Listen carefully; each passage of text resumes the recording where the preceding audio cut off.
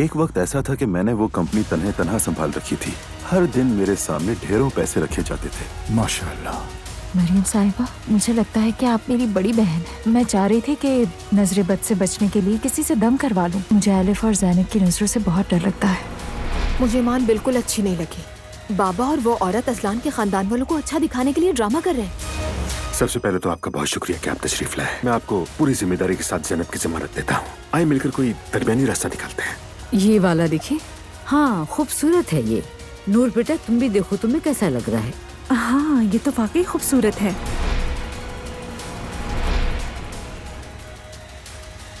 Abdullah,